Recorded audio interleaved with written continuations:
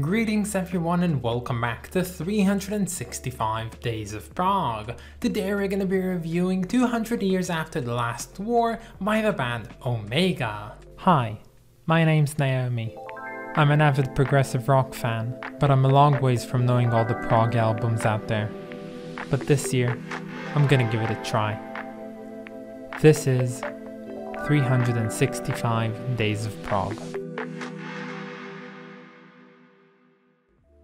So I have to admit, yes, I have a bit of a bias. Omega is on here because I love Hungarian stuff in all regards. My grandmother's Hungarian. I was kind of grown up in sort of her Hungarian traditions. So yeah, I love Omega mainly for that. So they're on the list because of that, but because of other various reasons as well that I'll elaborate further on. But for now, here's some of my favorite bits from this album.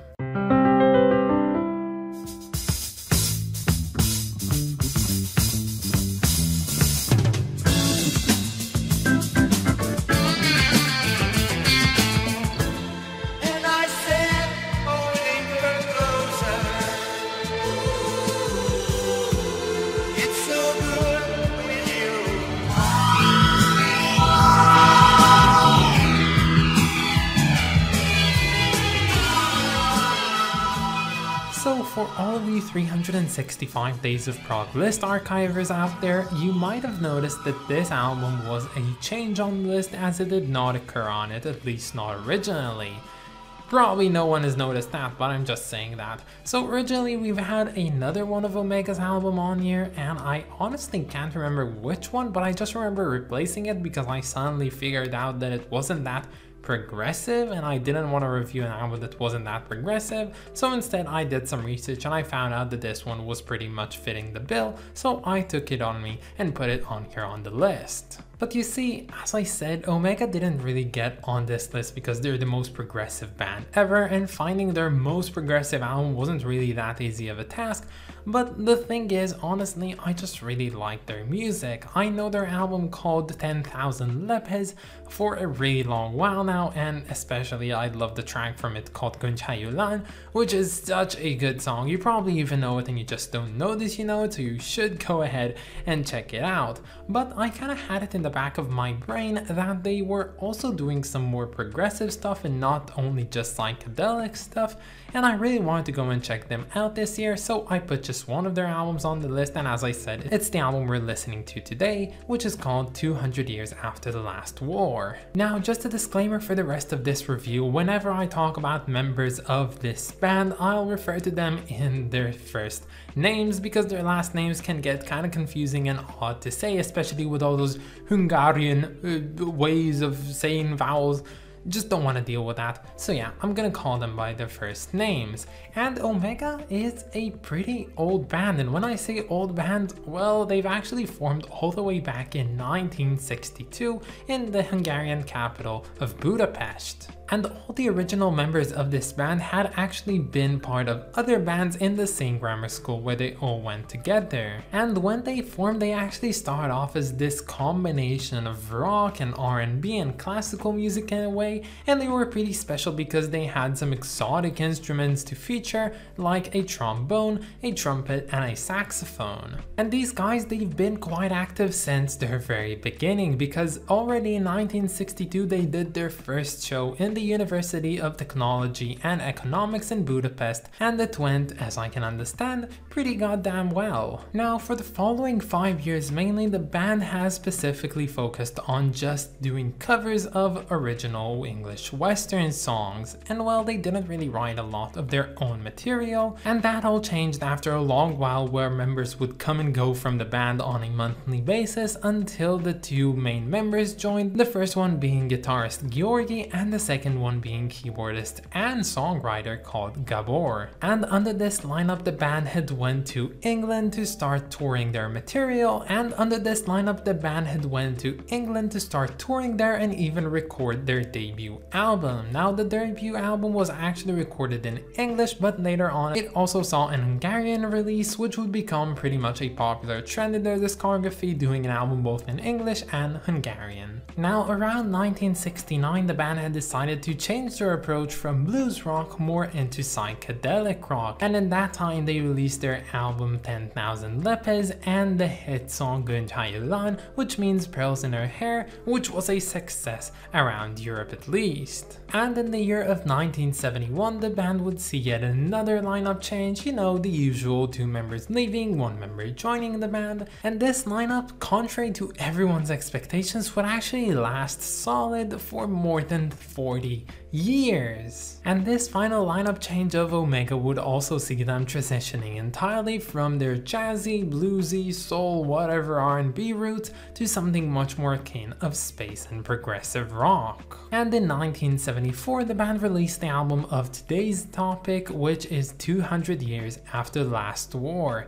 Now, unfortunately, there's really not a lot that I can tell you about this band. Omega have been releasing albums pretty constantly throughout their entire runtime, and honestly, there's not a lot of backstory to say on this one, so the only thing I can say is that 2 years later, they also released an album called Time Robber, and these 2 ones are generally considered as being their most progressive rock albums. Now, the future of Omega's existence was mainly defined by their ability to change their sound in which way the time turned. They always found themselves shifting their sound and always being relevant in the Hungarian scene, which made them a staple commonplace name in the Hungarian music scene.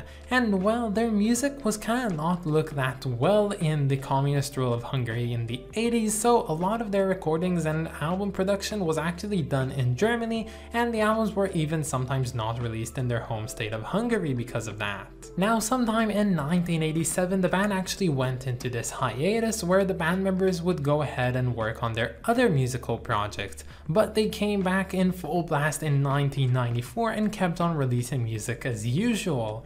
And well, everything was going pretty much like smooth sailing until about the 2010s, when the band started to disperse, and not because people wanted to leave, but mainly because of natural causes. So firstly, their longtime bassist called Thomas left the band in 2017 because he was long awaiting his retirement and he couldn't keep on playing. Next was the founding member called Laszlo, who unfortunately passed away in 2020, and thus concluding a run with this band since its start, which accumulates to a total of 58 whole years. And actually, 3 days after his passing, the original bassist who left the band, Thomas, also passed away, and quite coincidentally, a new Omega album was released just a week after that, and despite it not being related to the passing of the 2, it was of course dedicated to them. And as of late in 2021, the original vocalist called Janis unfortunately contracted coronavirus and passed away because of it, and since then it was decided that Omega was no longer to perform and record under the established alias, but some reunion shows were still eligible under these terms. Now, I know that up until this point this review wasn't really reviewing the album we're talking about today, but instead of this band with its entire legacy, and of course there's so many things I didn't even tell you, and I've only touched a bit on few subjects that have a lot more to elaborate on, but I think that in its core, Omega is just a story of a bunch of really good friends who decided to dedicate the better part of their lives, like honestly 80-70% of their entire lives, to creating music together in this band. And to me, it's just so heartfelt, it's so beautiful in my opinion, and I love it to bits. And the best thing about their music is that it always and will always continue to entertain generations of people. It has done so in the past, it does so in the present right now, and it will of course do so in the future. But yeah, concluding the album we're talking about today, it's honestly not that special. I chose it mainly because I saw that the first track on it was a 19-minute long piece,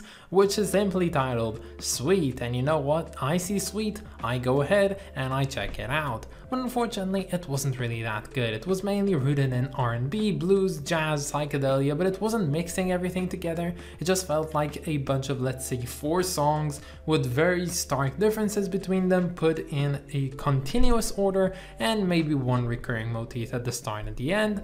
and yeah, not that really good. And the B-side on this album, again, not too special, not too progressive, pretty generic stuff if I might add. And if that's the most progressive that Omega will get, I don't think that Omega are that much of a progressive rock band. Honestly, and I don't really usually do this, but I think at the end of this review I would like to recommend you an album, but not this album, but their other album called 10,000 Lepes.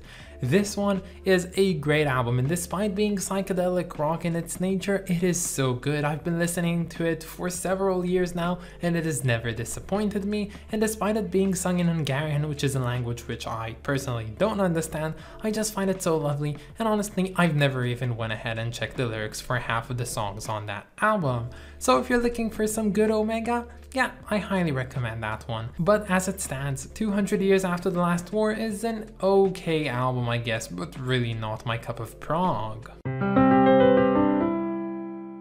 So this cover art is a wild one for sure. It was made by Harry O. Morris Jr. and honestly that's a name that I've never heard before, so I went ahead and checked out his works online, and it seems that earlier in his career he would create these print-like things, but later on he would also move on to create these oil paintings that would mostly appear on book covers and mostly even horror and thriller book covers like those of Stephen King and H.P. Lovecraft and alike. I personally like this album cover. It is very odd, it is surrealist in a way, it doesn't look logical, and when you pair it with this album's title, it makes for a very ambiguous message that you can take in so many ways, and I like that for what it is. So this album, it's not that good, and actually for a prog head it makes for a pretty lackluster experience, so overall I'd have to give it a rating of about 6 out of 10. But that's about it guys. I hope that you enjoyed this video, and stay tuned for tomorrow because we're going to be listening to Amused to Death by Roger Waters.